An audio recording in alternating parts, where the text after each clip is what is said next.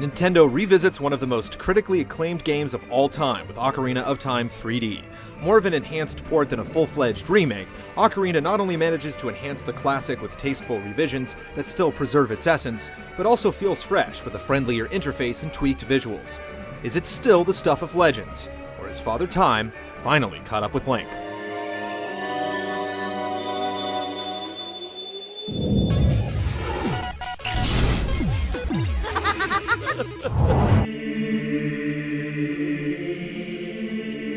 Ocarina of Time serves as a sort of cornerstone for the series' mythos.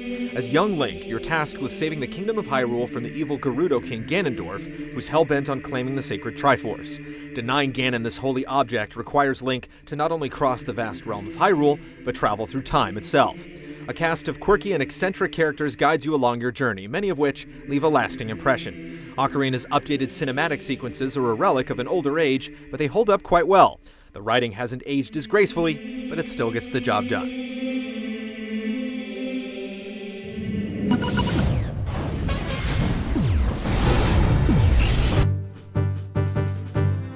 Link's quest to save Hyrule is filled with exploration and peril.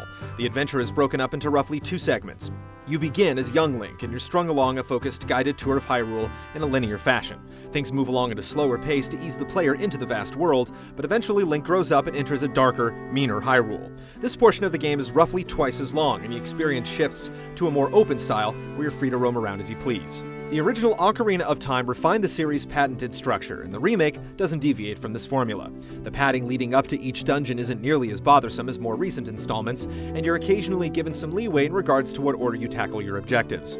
There are also numerous side quests at your disposal. You can easily lose yourself for hours on end trying to accomplish a secondary objective like trading masks or forging a new sword.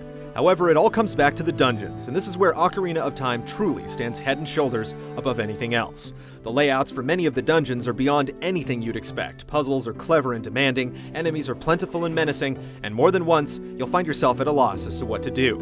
In-game aids come to the rescue at times, especially the new Hint movies, but for the most part, you're left with nothing but your own wits to overcome these labyrinths and their mammoth guardians.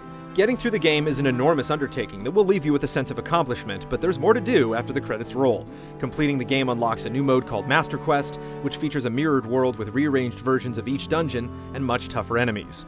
In addition to Master Quest, you'll also unlock a boss rush mode once you reach the adult segment of the game, providing even more challenging diversions for those who can't get enough.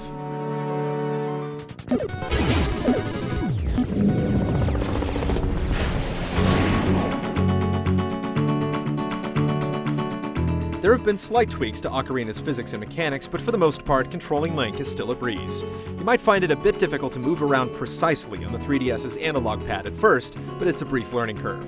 A core set of easy-to-execute basic attacks and movements are at your disposal, and combat is simplified with an intuitive lock-on system.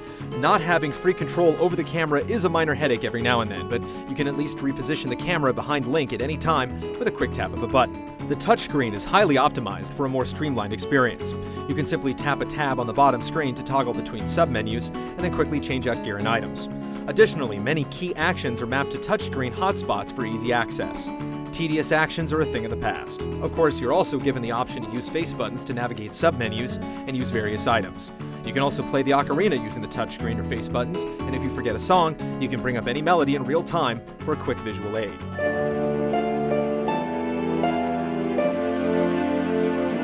Most of the items function in the same manner as before, but a few now take advantage of the 3DS's motion capabilities.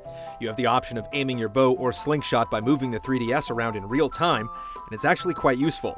Also, in certain situations, tilting the 3DS will give you a quick glimpse in that direction to see what's ahead or better observe your surroundings.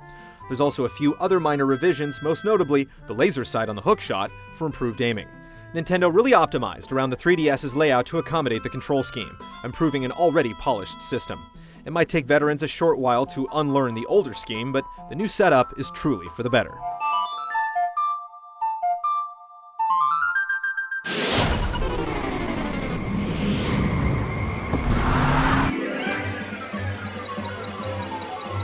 If you've written off the system's 3D effect as a gimmick, it's time to reconsider your position. This is a game you need to play through from start to finish with the 3D turned on. It not only looks more natural, but it also enhances the experience with deeper immersion and an improved sense of depth. When the effect is turned off, the anti-aliasing kicks it up a notch, delivering crisper images.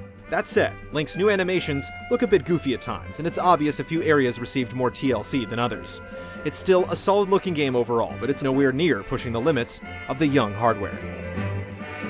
The game's score receives a minor update, though it's difficult to really tell the difference. It's high on the nostalgia factor, but after teasing us with a fully orchestrated track in the new credits, there's certainly room for improvement. There's no voice work other than a few grunts and yells from the characters, and Navi's classic sound bites are still there to drive you insane.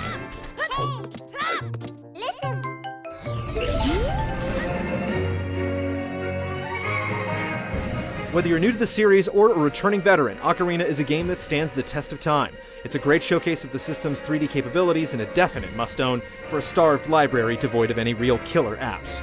There's never been a better time to return to Hyrule.